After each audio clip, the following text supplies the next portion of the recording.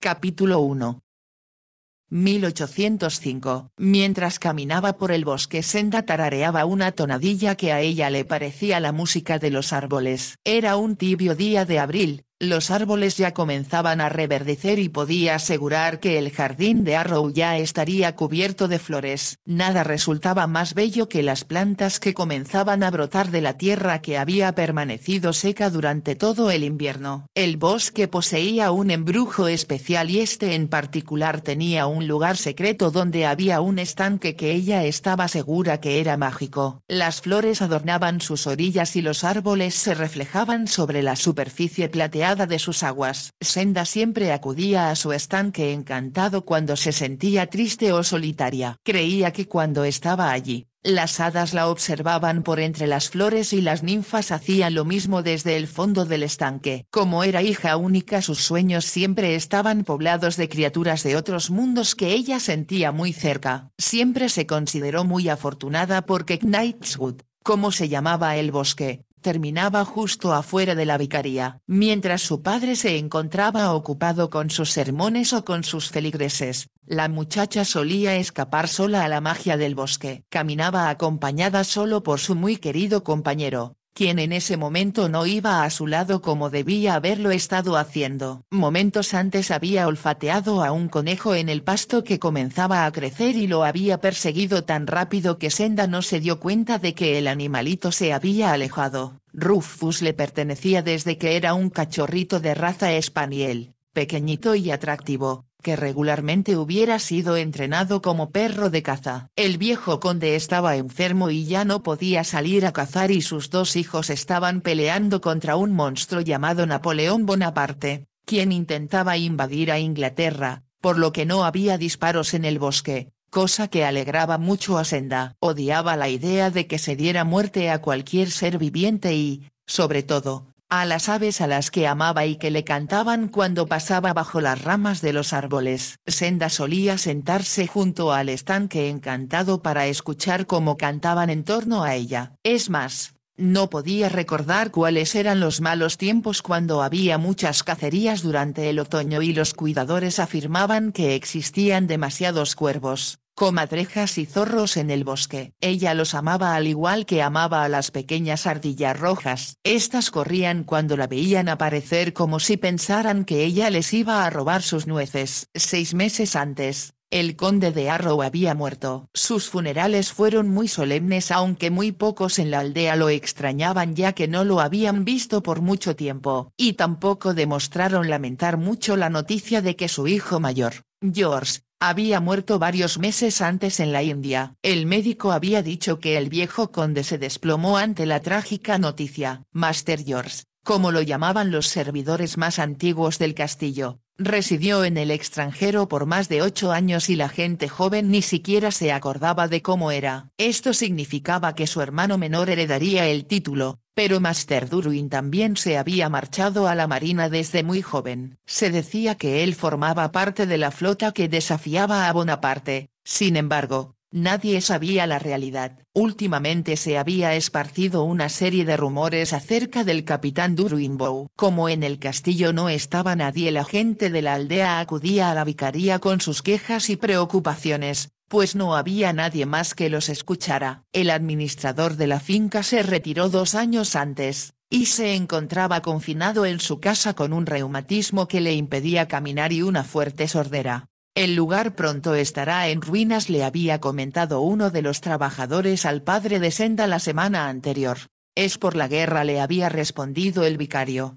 Guerra o no guerra, ya estoy harto de tener que estar reparando mi techo y mis paredes. El vicario suspiró, pues él nada podía hacer al respecto. Senda sabía que la guerra había significado miseria y privaciones para todos. Lo que su padre resentía más era no poder cazar durante el invierno. Es más, en el pasado se le conocía como el párroco cazador. Mas ahora los caballeros que solían contribuir para las cacerías de zorros, se encontraban luchando en la guerra o estaban demasiado empobrecidos. El vicario tenía solamente 2 caballos y uno de estos era tan viejo que Senda prefería caminar y no montarlos. A ella no le molestaba caminar, sobre todo si era en el bosque. Ahora sus pies parecían flotar por encima del musgo verde y la luz del sol que se filtraba por entre las ramas de los árboles se reflejaba en sus cabellos haciendo que parecieran de oro. De pronto escuchó ladrar a Rufus y despertando de sus sueños se dio cuenta de que éste no estaba a su lado. Él estaba lejos y como siguió ladrando ella corrió lo más pronto que pudo a su encuentro. Mientras lo hacía, se preguntó qué podía haberle ocurrido. Era un buen perrito que nunca ladraba cuando su padre trabajaba en el estudio, mas sus ladridos de ahora eran indicios de dolor. Lo encontró debajo de un gran olmo y con horror vio que su pata estaba aprisionada en una trampa. Nunca existieron trampas en el bosque de Arrow y Senda se arrodilló junto a Rufus, quien ya solo gemía de manera lastimosa. Pudo ver que la trampa era nueva y la pata de Rufus estaba aprisionada dentro de ella. Senda trató de abrirla pero estaba demasiado dura por lo que comprendió que tenía que buscar ayuda. Acarició a Rufus y le habló con voz suave. Le dijo que no se moviera porque ella iba a buscar auxilio. A esta hora del día casi todos los hombres del condado se encontraban trabajando en el campo y solo las mujeres estarían en sus casas. El vicario había salido temprano aquella mañana para visitar a una anciana que le había enviado un mensaje urgente. Senda dudaba que aquello fuera cierto. Como su padre era un hombre encantador y muy guapo, muchas mujeres inventaban pretextos para llamarlo. No te preocupes si no llego para la hora de la comida, le había dicho él antes de salir. Ya me hice a la idea de que comeré sola, respondió Senda. Tú sabes que la señora Newcomb prepara una buena mesa y más vale que aproveches la oportunidad de comer bien cuando puedes. Su padre rió. No digo que no disfrute la comida de la señora Newcomb, pero pagaré por ella teniendo que escuchar su repertorio interminable de dolencias, tanto físicas como espirituales. Senda le puso el brazo alrededor del cuello. Te quiero mucho papá, las cosas que dices siempre hacían reír a mamá. Su padre la besó y ella vio cómo la mención de su madre hizo aparecer el dolor en los ojos del vicario. Era imposible pensar que una pareja pudiera ser más feliz de lo que habían sido el honorable James Lind y su bella esposa Doreen. Ambos se habían casado después de muchos meses de oposición por parte de sus respectivas familias. No obstante, a pesar de todas las predicciones acerca de que se iban a arrepentir, ellos fueron muy felices. James era el tercer hijo de un noble empobrecido que tenía una finca improductiva en Gloucestershire. El anciano había ahorrado para que su hijo mayor pudiera ingresar en el mismo regimiento donde él había servido. Su segundo hijo era inválido de nacimiento y resultaba una carga muy onerosa. Lo único que le había podido ofrecer a su tercer hijo era una iglesia en su finca, con un estipendio tan miserable que casi era un insulto. James y Doreen decidieron que lo único que importaba era la admiración que ambos sentían el uno por el otro, así que se habían ido a vivir a la pequeña e incómoda vicaría y la llenaron de amor. Cuando Senda nació tuvieron que volverse un poco más prácticos. James se fue a ver al obispo, quien le ofreció la parroquia de Arrowhead. El prelado le explicó que el conde de Arrowhead podía pagar un buen sueldo. James y Doreen se mostraron encantados con su nuevo hogar. Este era una pequeña casa isabelina, muy bonita y en buenas condiciones. Como James era no solo un caballero sino también un buen jinete, fue bienvenido en el condado y el futuro parecía sonreírles. Entonces se desató la guerra y todo cambió. Durante el armisticio de 1802 las cosas mejoraron un poco pero las hostilidades comenzaron de nuevo y surgieron más problemas. Hubo menos dinero y todo encareció. La madre de Senda murió de neumonía durante el invierno. A Senda le parecía que, como siempre, su madre había estado allí, riendo y al instante la habían llevado al cementerio, con toda la aldea llorando detrás de ellos. Durante los últimos 2 años, Senda luchó porque su padre estuviera cómodo, pero cada día parecía ser más difícil lograrlo, pues había menos dinero para gastar en comida. Además de que su padre no podía evitar ser generoso con quienes tenían problemas. El amo se quitaría la camisa que trae puesta si alguien se la pide, le había dicho uno de los criados a Senda. Ella sabía que aquello era cierto pero, aunque se lo comentaba a su padre, este no le prestaba atención. No puedo dejar que ese pobre hombre se muera de hambre, solía responder cuando Senda lo presionaba mucho. No es Ned quien se va a morir de hambre, sino tú y yo papá. Estoy seguro de que saldremos adelante, querida, solía decir él y se apresuraba a ayudar a otra persona. Ella se preocupaba por él porque había desarrollado una tos persistente que lo mantenía despierto toda la noche. Le preparó la bebida de miel y hierbas que su madre solía hacer,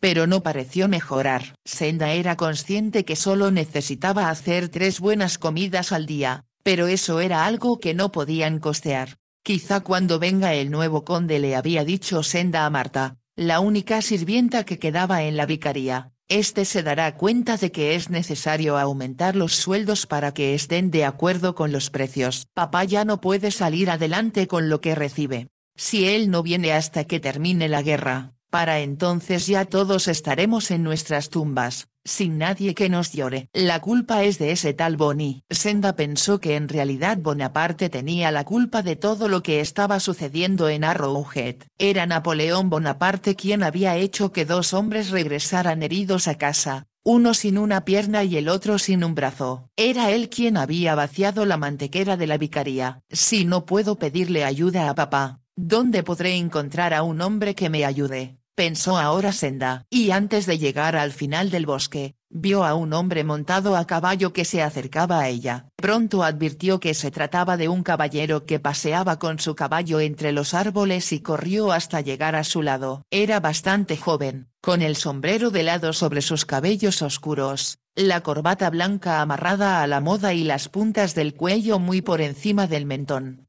«Ayúdeme», imploró ella casi sin aliento por haber corrido. Senda vio que el caballero la estaba escuchando e insistió. «Pronto.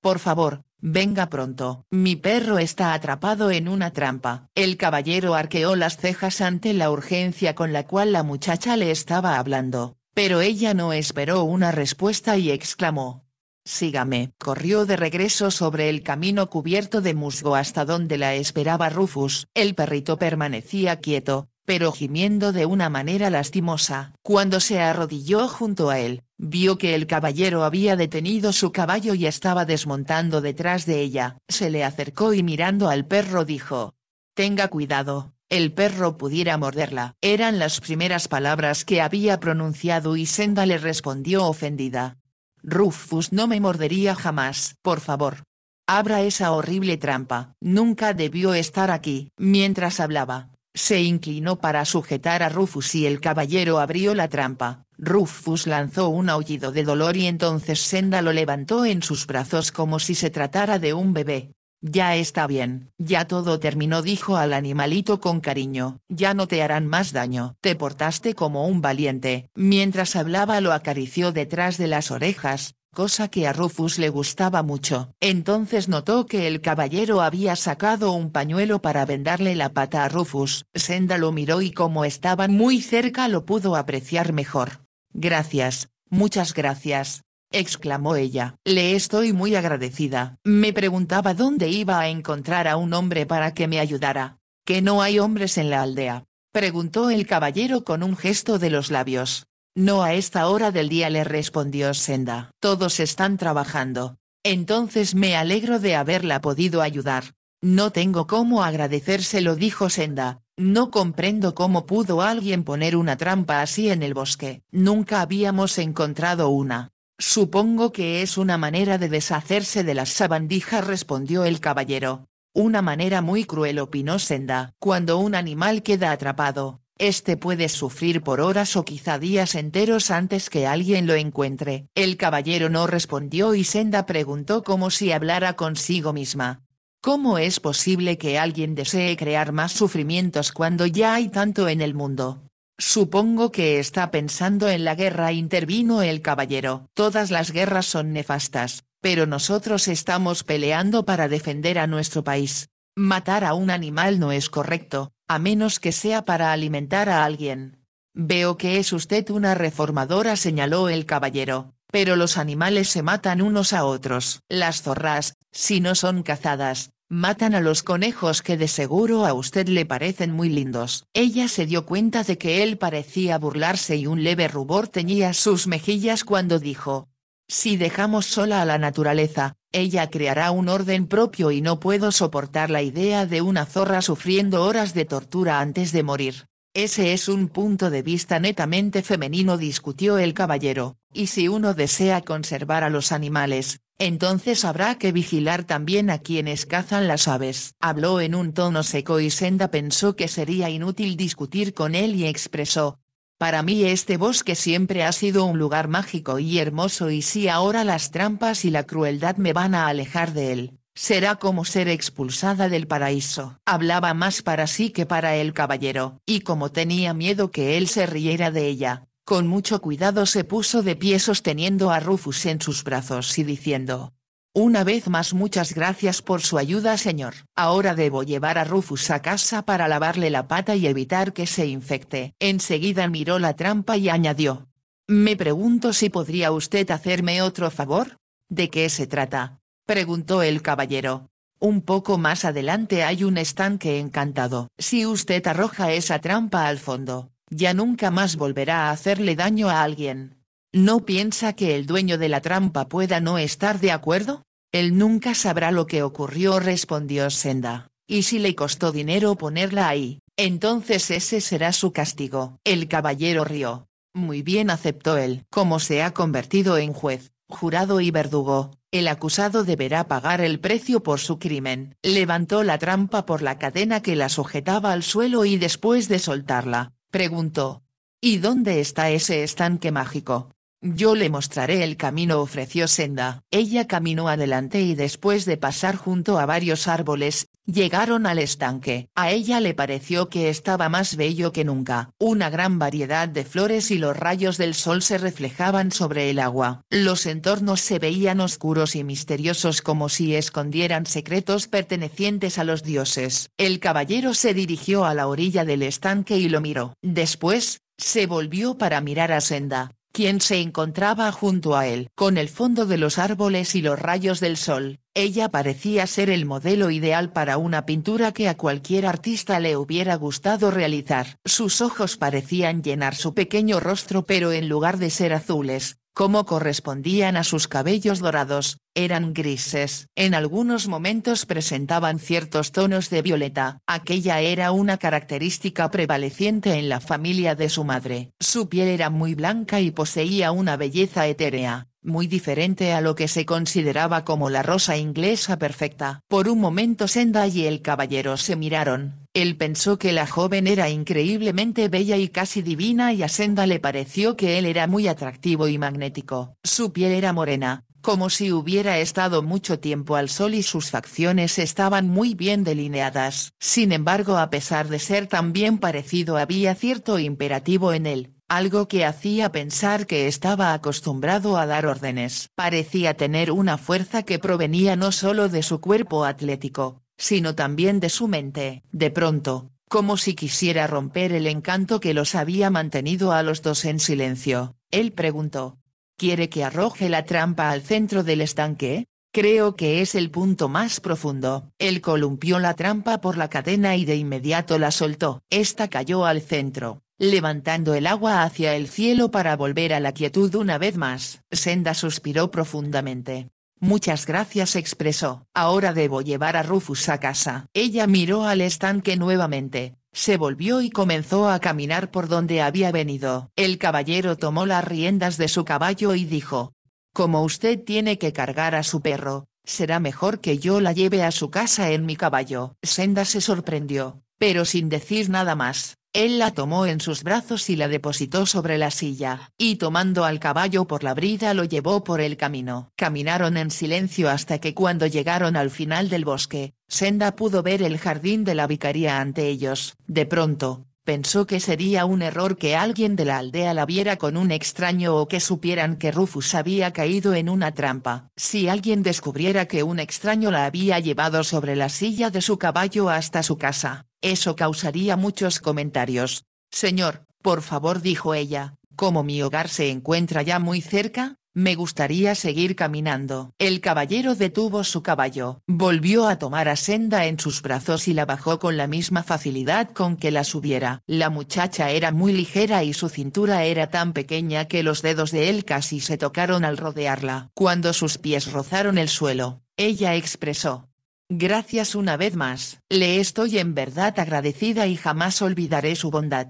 ¿Cuál es su nombre?, preguntó él. Senda, respondió ella sin pensarlo. Él se quitó el sombrero. Bien, hasta luego Senda. Estoy seguro de que ahora podrá regresar a su mundo mágico, pues eliminó usted lo malo que había allí. Espero que así sea, respondió ella. Intentó decir algo más, pero como dudó, él dijo: si realmente me está agradecida por el pequeño servicio que le hice, entonces supongo que debería recompensarme por mi trabajo. Ella lo miró sin entender lo que él le estaba diciendo. Entonces el caballero le puso los dedos debajo del mentón, le levantó el rostro y la besó. Senda se quedó tan sorprendida que no pudo moverse. Fue un beso muy delicado y cuando la soltó se subió de inmediato a su caballo. El joven ya se había alejado antes que ella pudiera decir algo. Lo vio desaparecer entre los árboles y pensó que debía de estar soñando.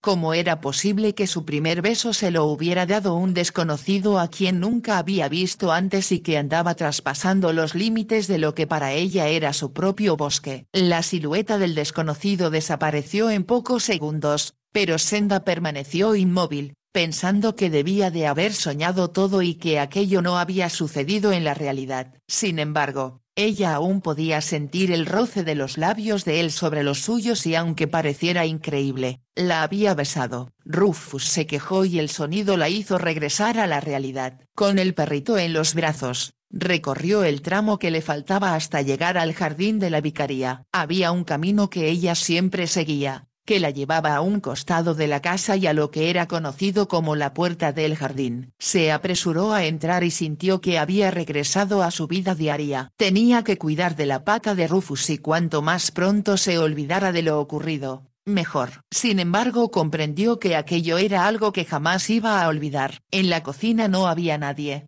ya que Marta se había marchado. Ella venía por las mañanas para limpiar y preparar la comida y después regresaba a su cabaña donde vivía en compañía de su hijo que era el loco del pueblo. Después de atenderlo, regresaba para cocinar la cena de Senda y su padre. Marta era una buena cocinera ya que había aprendido en el castillo, pero necesitaba los ingredientes adecuados. Senda era consciente de que era muy difícil poder comprar la carne que a su padre tanto le gustaba sin tener dinero para pagarla. Sabía que Marta se habría ido temprano y como ella era la única que iba a comer, le habría elaborado algún platillo frío, con una ensalada y las pocas verduras que cultivaban en el jardín. Dejó a Rufus sobre la mesa de la cocina. Al hacerlo, se dio cuenta de que el pañuelo del caballero aún se encontraba atado alrededor de la pata del perrito. Era un pañuelo muy fino, de lino y Senda pensó que probablemente nunca iba a poder regresárselo a su dueño, quien le había preguntado su nombre, pero ella no le había preguntado el de él.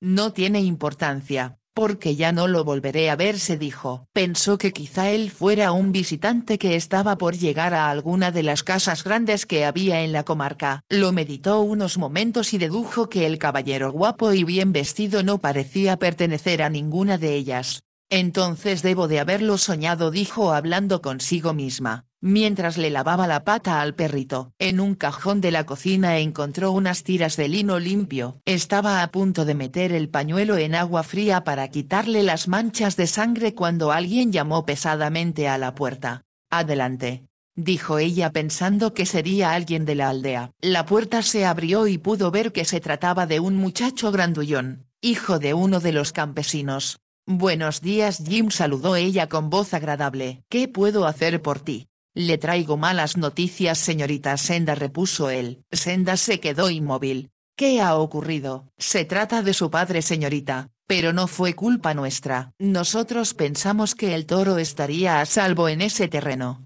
«¿Toro? ¿Qué ha ocurrido?», preguntó Senda con una voz que no sonó como la suya. «El toro tiró al vicario de su caballo señorita, y creemos que lo mató». Senda lanzó un grito. «Oh no, no puede ser verdad». «Lo es señorita, mi padre y otros hombres lo traen para acá». Haciendo un esfuerzo puso a Rufus en el suelo. Entonces mientras ella se dirigió a la puerta principal para abrirla, Jim la siguió repitiendo una y otra vez. «No fue culpa nuestra señorita Senda. Pensábamos que nadie se iba a meter en ese potrero,